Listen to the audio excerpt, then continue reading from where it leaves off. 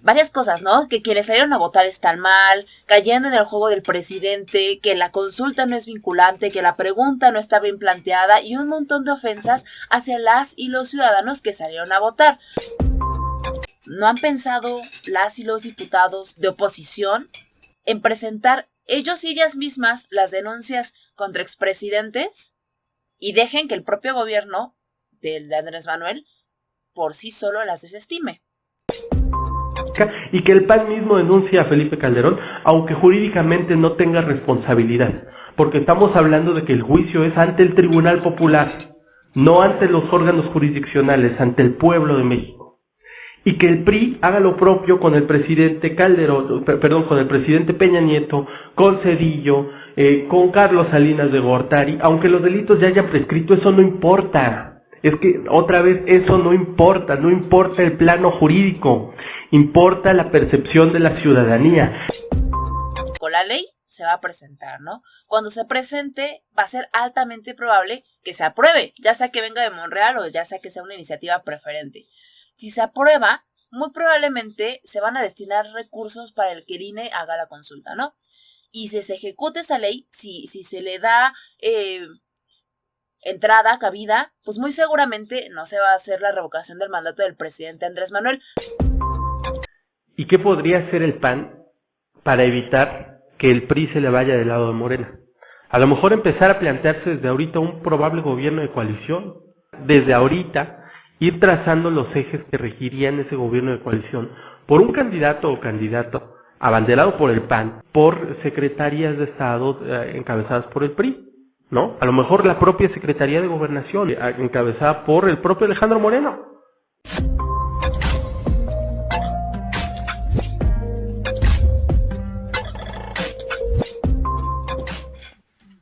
Hoy, en el menú de la cena, tenemos, de entrada, comisiones de la verdad para expresidentes. De plato fuerte, revocación de mandato. De postre, la carrera presidencial.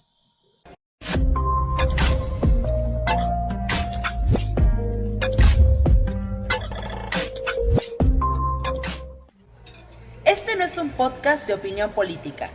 Aquí ofrecemos propuestas concretas a los problemas de la semana y anticipamos cuáles serán los nuevos en los próximos días. Somos Demolitics, consultoría parlamentaria.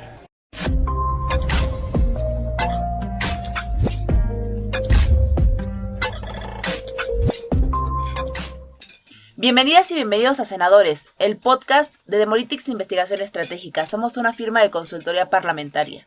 El día de hoy servimos Marco García, director ejecutivo, y yo, Danitza Morales, directora general de Demolitics. Marco, buenas noches, ¿cómo estás? Bien, Danitza, buenas noches, ¿tú qué tal?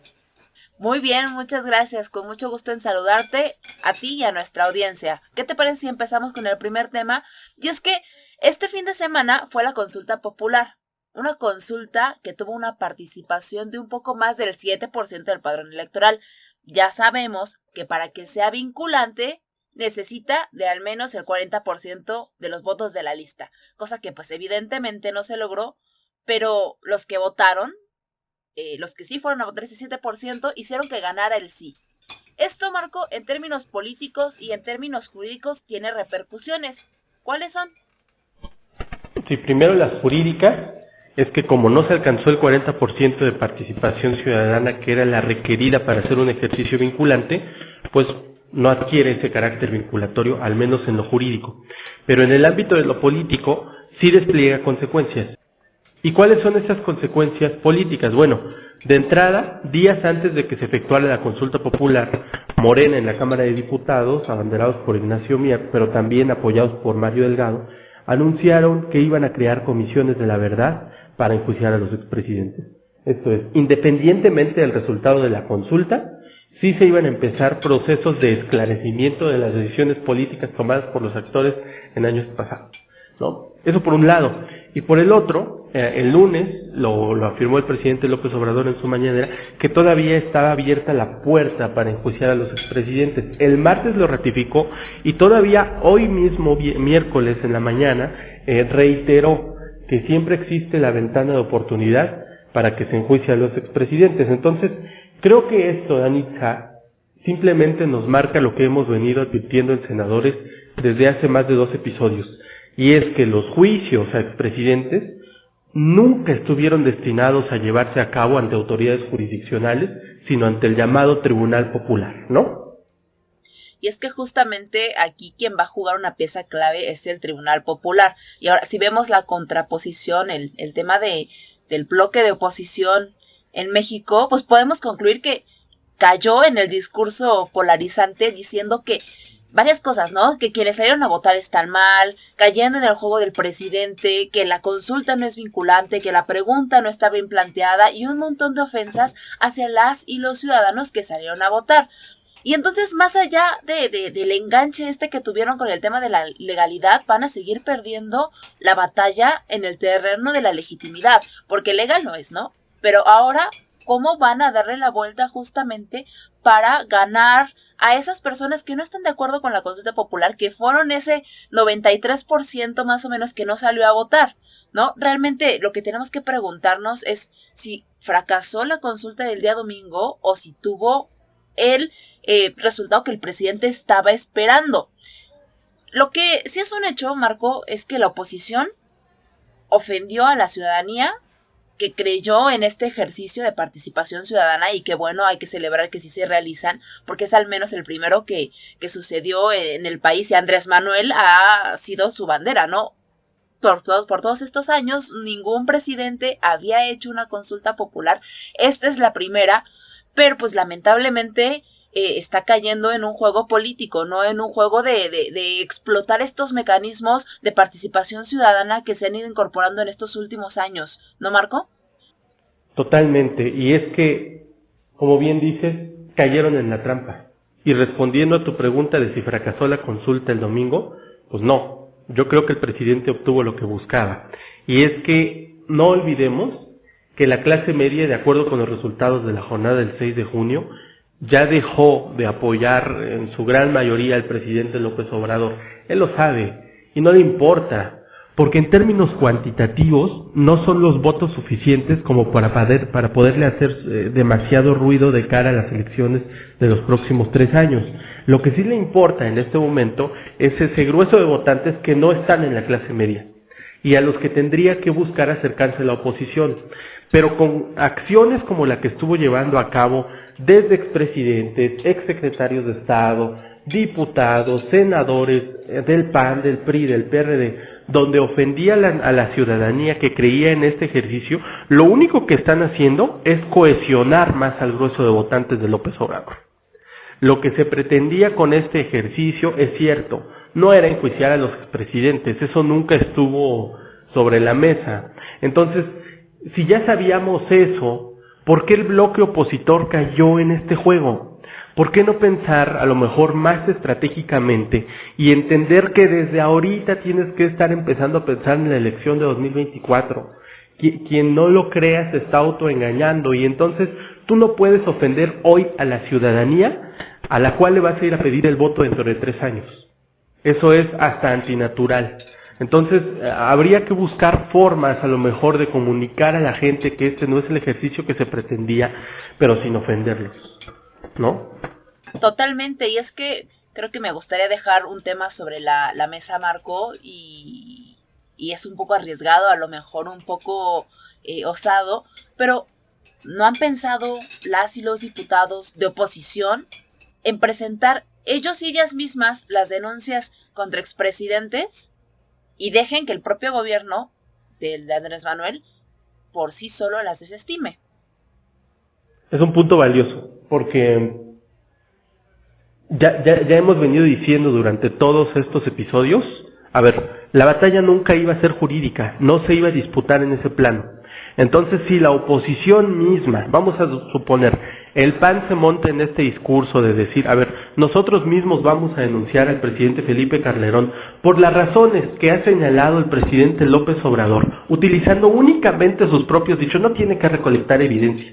Basta con únicamente recuperar los dichos del presidente, utilizarlos como materia de la denuncia ante la Fiscalía General de la República y que el PAN mismo denuncie a Felipe Calderón, aunque jurídicamente no tenga responsabilidad, porque estamos hablando de que el juicio es ante el Tribunal Popular, no ante los órganos jurisdiccionales, ante el pueblo de México. y que el PRI haga lo propio con el presidente Calderón, con el presidente Peña Nieto, con Cedillo, con Carlos Salinas de Gortari, aunque los delitos ya hayan prescrito, eso no importa. Es que, otra vez, eso no importa el plano jurídico, importa la percepción de la ciudadanía. Y con eso, Danitza, ¿no se estarían matando dos pájaros de un tiro? Primero, estás diciendo, a ver, yo me deslindo de todos aquellos actos que la ciudadanía percibe como probables delitos, no que hayan sido delitos, que la ciudadanía percibe como probables delitos. Y por el otro lado, estoy empezando a marcar una ruta y tendiéndole una trampa al propio presidente López Obrador, hay que decirlo, ¿no? ¿En qué consistiría esta trampa? Bueno, ¿querías juicio, presidente? Aquí están, ya están las denuncias, presentadas por nosotros mismos. ¿Qué vas a hacer ahora? Pues es que sí, Marco, estoy muy de acuerdo contigo y muy seguramente lo que va a pasar es que el presidente Andrés Manuel las va a desestimar porque ha dicho durante este tiempo que no es su intención enjuiciar expresidentes, ¿no? Pero bueno, hablando de este tipo de ejercicios de participación ciudadana, pasamos al próximo tema. ¿Qué te parece el plato fuerte sobre la revocación de mandato? Y es que en este segundo periodo extraordinario, ahora sí está planteado los dos desafueros de los diputados Saúl Huerta y Mauricio Toledo. Pero además de eso, el senador Ricardo Monreal ha dicho que va a presentar una iniciativa de ley federal de revocación de mandato. Recordemos que esta fue también una gran bandera de las propuestas del presidente Andrés Manuel. Y para que funcione este mecanismo de participación ciudadana, la iniciativa dice que se necesita al menos del 40% de la participación de las personas para que sea vinculante, al igual que la consulta ciudadana. Que no nos sorprenda, Marco, que esta iniciativa a lo mejor pueda ser mandada como iniciativa preferente por parte del presidente, ¿no? Pero, ¿qué te parece si hacemos una recapitulación rapidísima de lo que es la revocación de mandato? La revocación de mandato es un ejercicio que al menos en teoría está planteado como un mecanismo de democracia directa, donde, en términos coloquiales, como dice el presidente López Obrador, el pueblo quita y el pueblo pone. Es un voto de confianza que le otorga la ciudadanía al titular del Ejecutivo para decirle puedes seguir en tu encargo o no creemos que seas lo suficientemente apto para el ejercicio de ese puesto y por lo tanto te pedimos tu remoción. ¿Qué pasaría en caso de que la ciudadanía votara en contra? Que no va a votar en contra, pero vamos a pensar que pudiera hacerlo. Pues hay todo un mecanismo previsto por la Constitución de qué pasa cuando un presidente deja de ser presidente durante los últimos 4 años. Y antes de entrar todavía más a eso, me gustaría hablar sobre que en estos días, después de que se llevó a cabo la consulta popular, el presidente del INE, Lorenzo Córdoba, empieza a advertir en diversos medios y en las propias sesiones del Consejo General del INE que si no hay presupuesto para poder llevar a cabo la consulta para la ratificación del mandato del presidente, vamos a tener problemas en la organización. Y es que recordemos que ahora con la consulta popular que acabamos de pasar, la queja constante de Morena es que no llegamos al 40% de participación porque no hubo suficiente publicidad. Y el INE dice porque no hubo dinero. Es que no llegamos al 40% de participación porque no se instalaron suficientes casillas. Y el INE responde porque no hubo dinero. Y ahora en esto de la revocación del mandato, el INE está anticipando, a ver, para que no volvamos a tener este encono, necesitamos que haya dinero. Entonces, cronológicamente, ¿qué es lo que puede pasar ahora, Danitza? Digo, se va a presentar la iniciativa por parte del senador Monreal o del presidente López Obrador, pero se va a presentar, ¿no? Si eso es un hecho, Marco, la ley se va a presentar, ¿no? Cuando se presente, va a ser altamente probable que se apruebe, ya sea que venga de Monreal o ya sea que sea una iniciativa preferente. Si se aprueba, muy probablemente se van a destinar recursos para el que el INE haga la consulta, ¿no?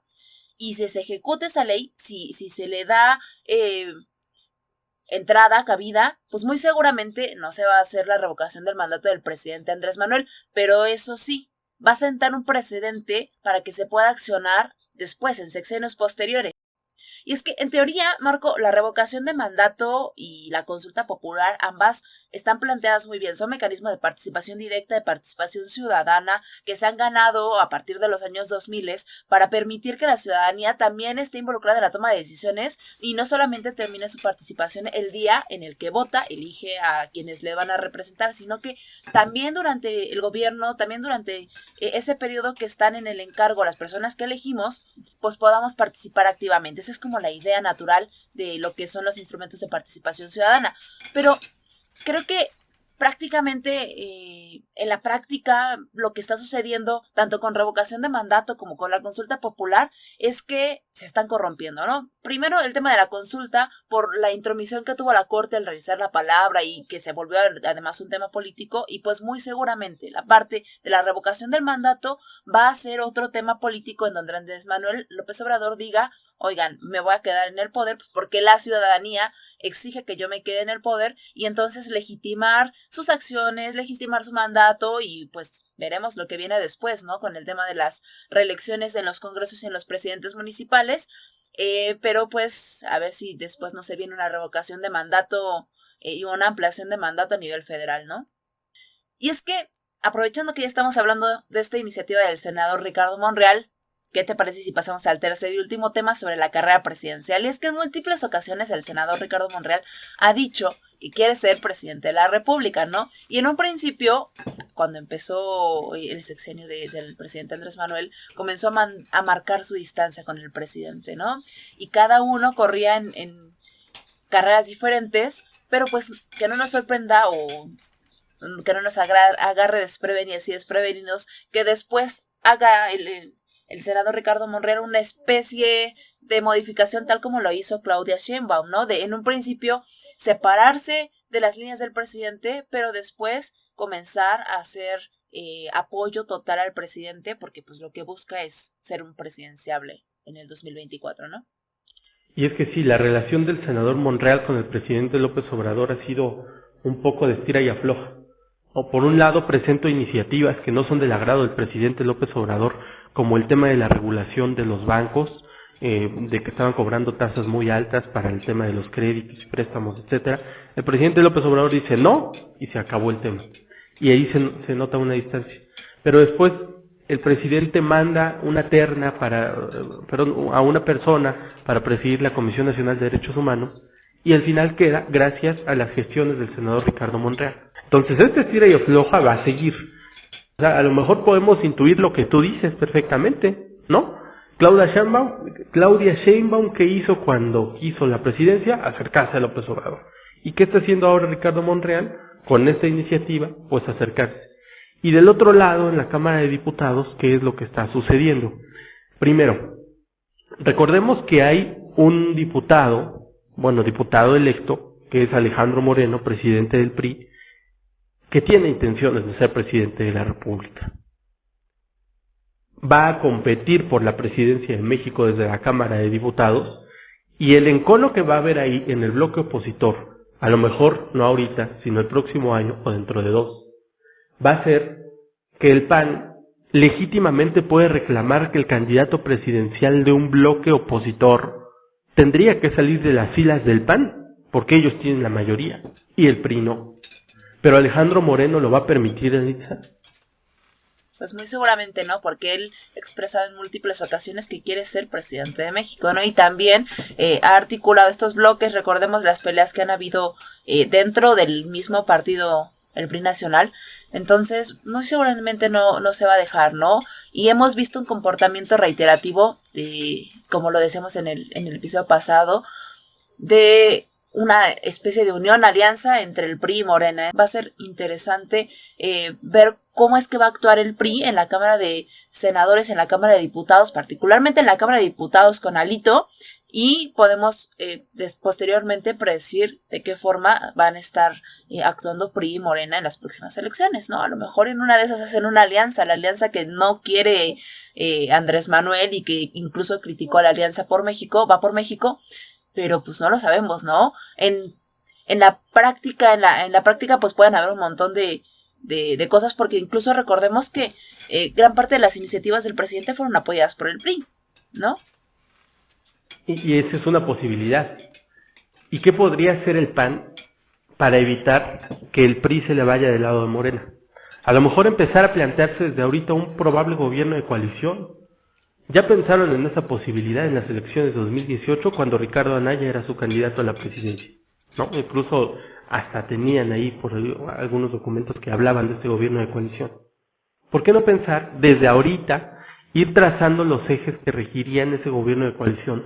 por un candidato o candidato abanderado por el PAN, porque pues tiene más diputados, tiene mayor representación y hasta tuvo más votos en las elecciones pasadas, pero sí acompañados por secretarías de Estado encabezadas por el PRI, ¿no? A lo mejor la propia Secretaría de Gobernación, no lo sé, encabezada por el propio Alejandro Moreno.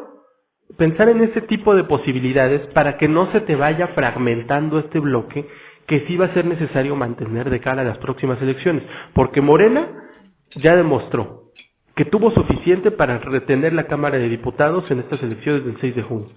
Segundo, que ya cohesionaron a los votantes de Morena en el momento en que la oposición insultó a los que creyeron en el ejercicio de la consulta popular.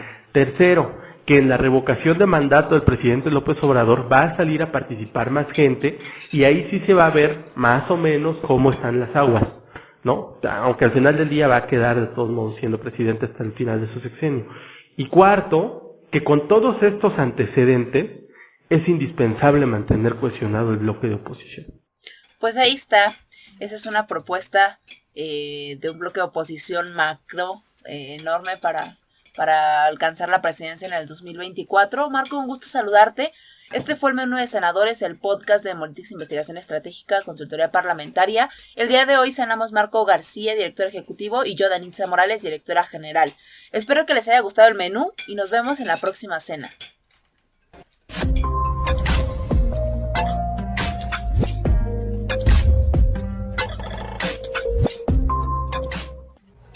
Este no es un podcast de opinión política.